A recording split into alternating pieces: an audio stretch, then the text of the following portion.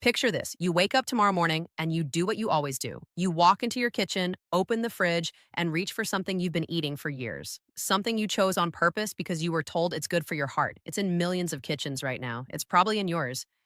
And what if I told you that that food, that specific thing you've been eating because you thought it was protecting you, is quietly doing the opposite?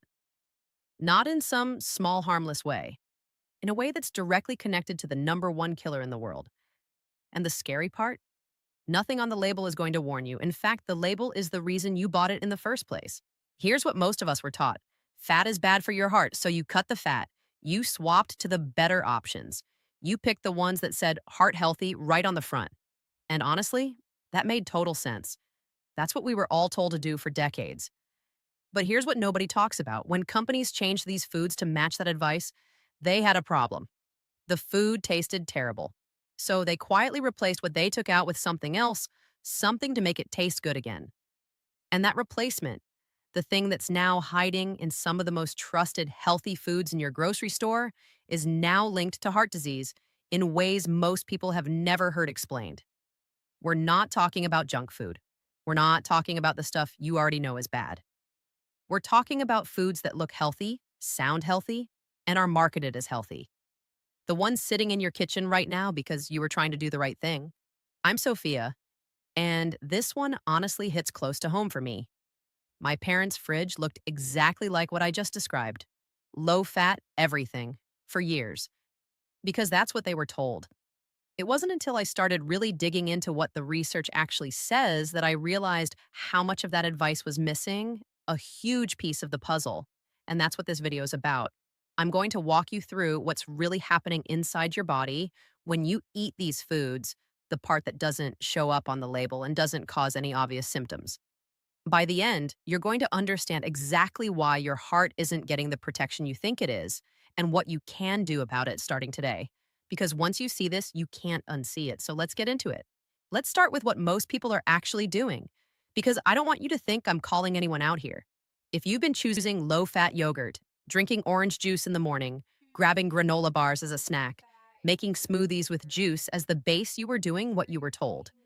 And it's not like that advice came from nowhere.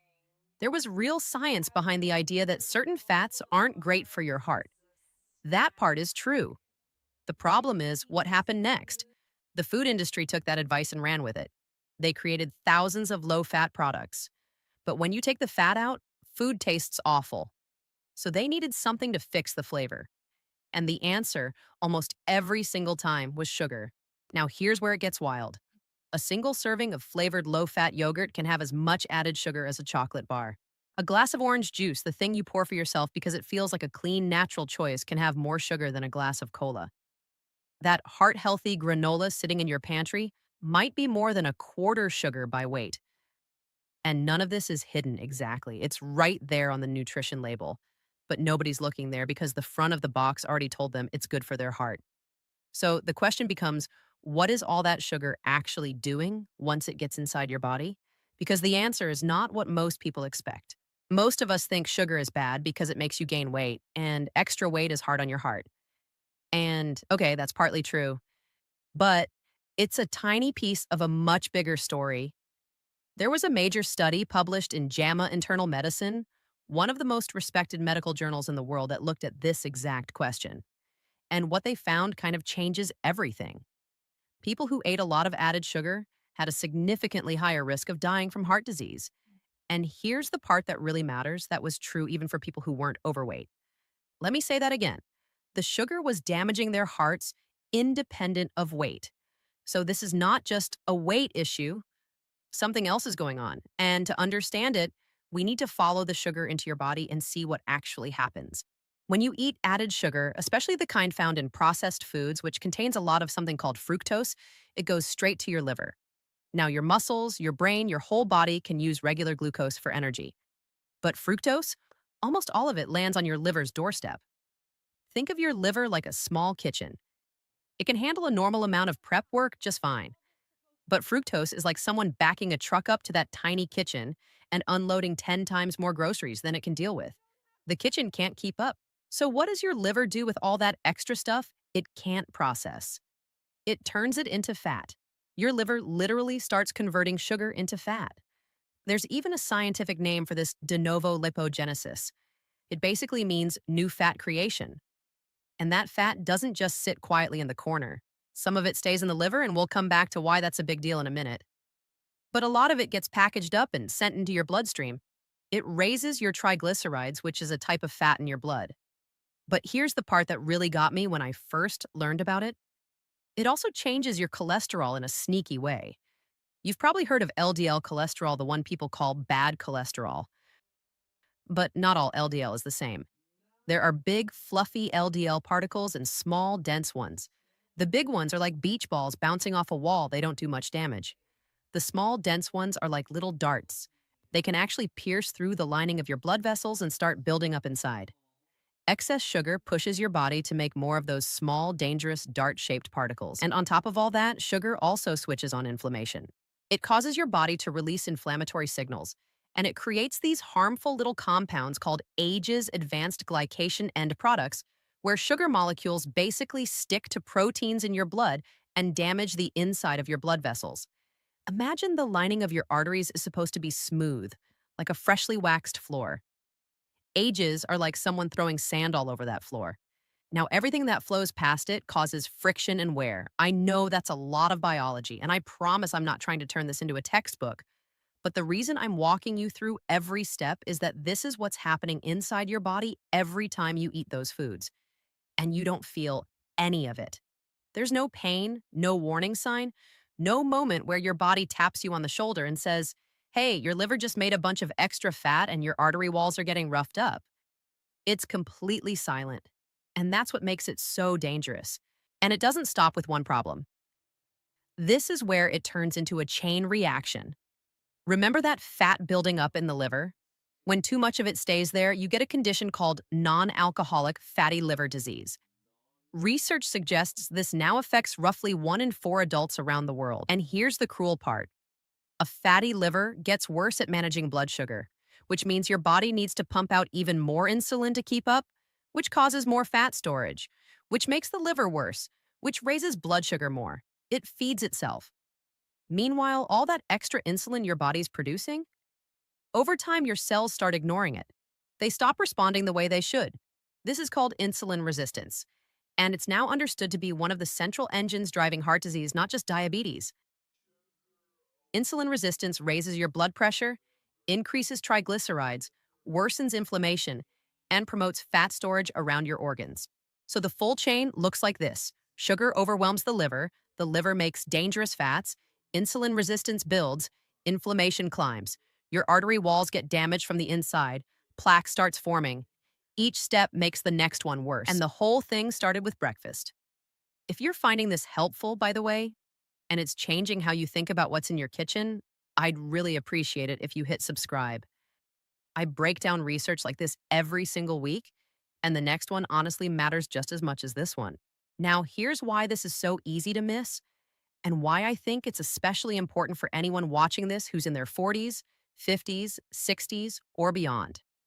When you go to your doctor for a checkup, the standard cholesterol test they run usually shows your total LDL number, but it doesn't tell you whether your LDL particles are the big harmless kind or the small dangerous kind.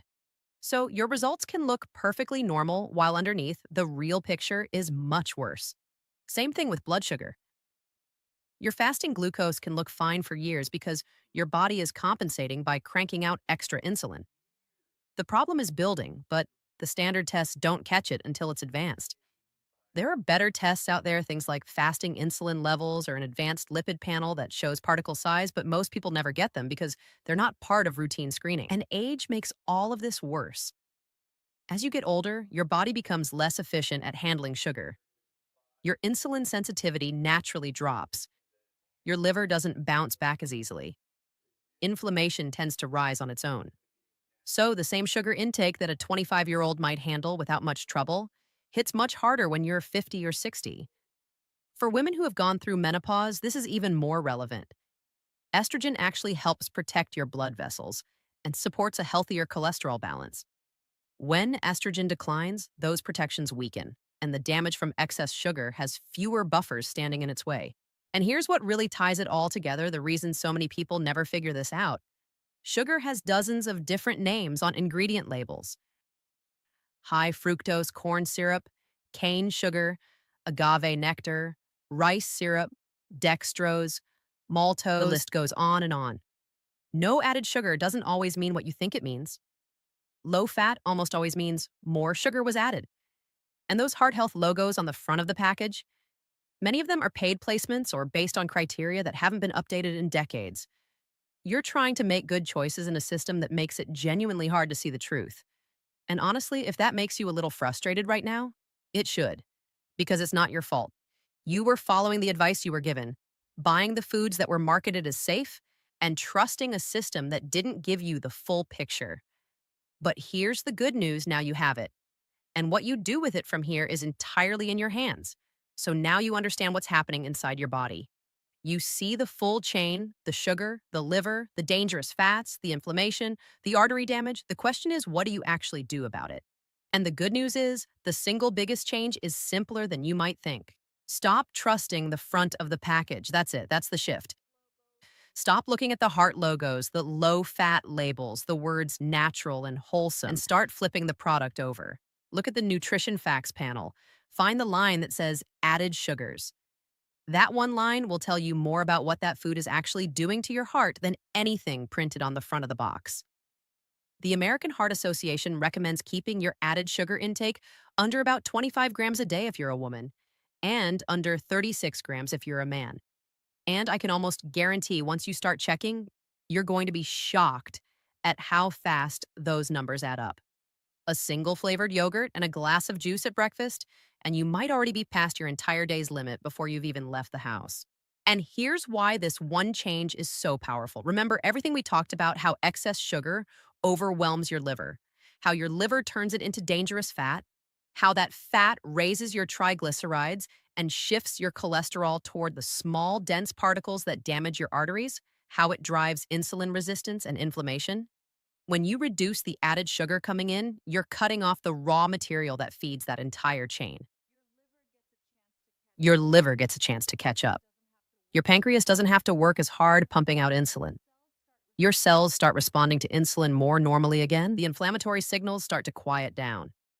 Research published in the American Journal of Clinical Nutrition has shown measurable improvements in triglycerides, blood pressure, and markers of inflammation within just weeks of lowering added sugar intake. Not months, not years, weeks. Your body wants to heal. You just have to stop giving it the thing that's causing the damage. Now, let me get specific, because I don't want you to walk away from this video with just a vague idea. I want you to know exactly what to do. First, the yogurt. Swap the flavored, low-fat kind for plain, full-fat yogurt. I know that sounds backwards given everything we were taught, but the full-fat version usually has far less sugar, and the fat actually helps you feel full and slows down digestion. If you want it sweet, throw in some fresh berries or a small drizzle of honey. You'll use a fraction of the sugar the manufacturer was putting in. Second, the juice. Put down the orange juice and pick up an actual orange. This matters more than you might think. When you eat a whole piece of fruit, the fiber inside it completely changes how your body handles the sugar. It slows down absorption. It feeds the good bacteria in your gut. It prevents your liver from getting slammed all at once the way it does with juice. The sugar in fruit isn't the problem. It's what happens when you strip away everything except the sugar that causes trouble. Third, the cereal and granola. Check the label, compare options. You'll find some brands with 3 or 4 grams of added sugar per serving and others with 15 or 20. Choose the lower one. Or switch to plain oats with some nuts and seeds. Fourth, smoothies. They can be fine, but watch what goes into them. Use water or milk as a base instead of juice. Add some protein Greek yogurt, a handful of nuts, whatever you like, because protein and fat slow down the sugar absorption and keep you feeling satisfied. And here's one more thing I really want you to do. At your next doctor's appointment, bring a few questions with you. Ask about your fasting insulin level, not just fasting glucose, because glucose can look normal for years while insulin is climbing in the background. Ask about your triglyceride to HDL ratio. It's a simple number your doctor can calculate from a standard blood test, and it's a surprisingly good indicator of insulin resistance. And if it's an option, ask whether an advanced lipid panel that shows LDL particle size would make sense for your situation. You don't need to march in there making demands. Just bring it up as a conversation. Say you've been learning about this and you're curious. That's enough. Good doctors appreciate it when their patients come in with thoughtful questions. Now I want to be really clear about something. If you're currently on medication for cholesterol, blood pressure, or blood sugar, keep taking it. What I'm talking about here works alongside medical treatment, not instead of it. Lifestyle changes and medication aren't enemies, they're teammates. Addressing the root cause can actually make your treatment work better, but it doesn't mean you throw the treatment away. And please hear me on this, none of this is about being perfect. You don't need to cut out every gram of sugar from your life. That's not realistic, and it's not even necessary. This is about no longer unknowingly eating large amounts of it in foods you thought were helping you. It's about seeing clearly. When my parents first started checking labels, they didn't overhaul their entire kitchen in one night. They just started noticing. They'd pick up the yogurt, flip it over, and go, "Oh, okay." And little by little, the choices shifted on their own. That's how real change actually works. Not all at once, just one label at a time. Now I want you to zoom out with me for a second because what you just learned doesn't only apply to your heart. That whole chain, we walked through the sugar, overwhelming your liver, the insulin resistance building up, the chronic inflammation spreading quietly through your body. That same process connects to almost every major health concern you can think of. Type 2, diabetes, obviously, but also certain types of cancer. Cognitive decline and memory problems, there's a reason some researchers have started calling Alzheimer's type 3 diabetes because the insulin resistance connection is that strong. Fatty liver disease, which can progress to serious liver damage over time. Even the speed at which your cells age. When you get this one thing right, when you understand how added sugar actually works in your body and you start making choices based on that understanding, you're not just protecting your heart. You're pulling on a thread that connects to nearly every system that matters for how well and how long you live. That's not a small thing. That's a huge thing hiding inside a yogurt cup. And let's go back to where we started. Remember that person at the beginning of this video?